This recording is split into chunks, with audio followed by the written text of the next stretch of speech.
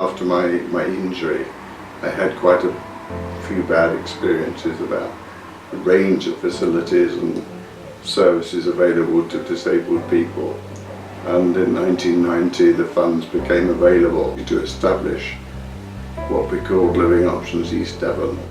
Initially we had a very limited view, but I had a feeling that we could become much more influential in what we did. And I thought that a service run for disabled people by disabled people would be very valuable. Living Options Devon is a user-led charity, and we're all about empowerment and supporting people with disabilities to live the life they choose. We do that through a whole range of different project work, advocacy, providing people information and advice, supporting people through different challenges they might find themselves in. All of the work that we do, doesn't matter what it is all based on service user need. So we research, we have evidence base, we make sure that what we're thinking of doing is actually what local people want us to do and need us to do. We don't just focus on people's health and social care needs, we're much more interested in their whole life experience. You know, without a tramper, I wouldn't be able to go as far into the countryside as I want. I suppose the only thing I'd been able to look at would have been the shops.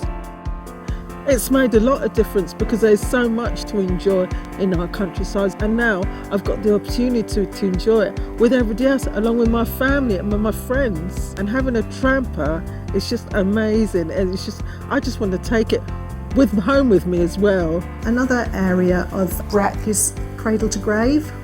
So we work with people who are very young. So our CODA project, Children of Deaf Adults, enables those people to understand what their needs are and to meet other people in the same circumstances so they can share experiences.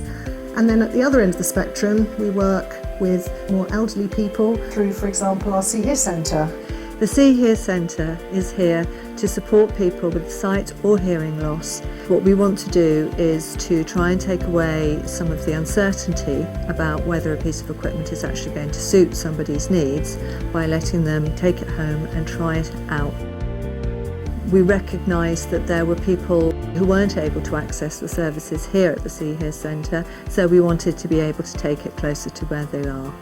The show bus, See Here on Wheels, currently goes to 28 different locations in North Devon, Torridge and down into Mid Devon as well.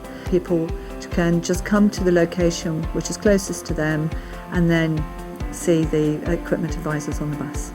Well, last year around 8,000 people benefited from the work of Living Options Devon, and I think what we feel really strongly is it's not just about numbers, it's about breadth and depth and reaching those people who are most in need of our services.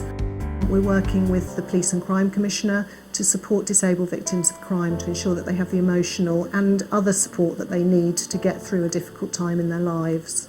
Living Options Devon is all about a stronger voice for disabled people, and one of the things we're very proud of is the fact that we are able to influence not just local policy, which is really important, but also influencing national policy around some of the issues for disabled people. What inspires me is the stories that people tell us about the effect that the work that we have done has had on them as people.